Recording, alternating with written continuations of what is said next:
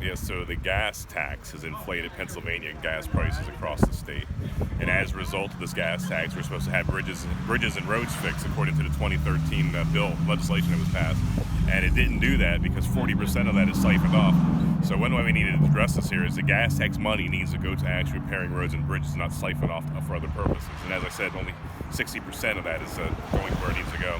We see a systemic problem in Pennsylvania. We were told in around 2004, and we just brought gambling to Pennsylvania to take care of property taxes.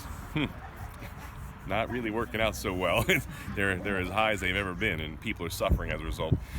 One thing we can do as far as energy costs generally, not just the gas per se, for motor cars, but energy overall in the state, we should have cheap energy in the state because we're number 3 producer overall in the nation of energy.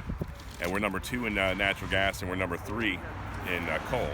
And if we remove 8 years of Tom Wolf's regulations and restrictions and limitations on our energy sector, we could open up our energy sector so people could have cheaper gas and coal for their houses, homes, and businesses, which would drive energy costs down.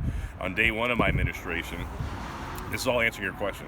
On day 1, I will remove us from the Regional Greenhouse Gas Initiative, which is called RGGI. And this is a mini version of the Paris Climate Accords where we have to pay for CO2 emissions.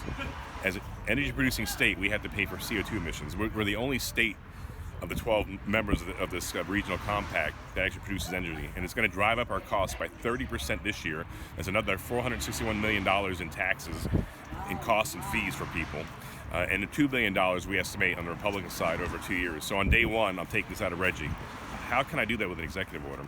Well, the governor didn't bother to have a vote in the House and Senate to get us in RGGI. He did it unilaterally, the only state of the 12 members to do that. So therefore, since he did it unilaterally, as a new governor, I can take us out, and I will on day 1.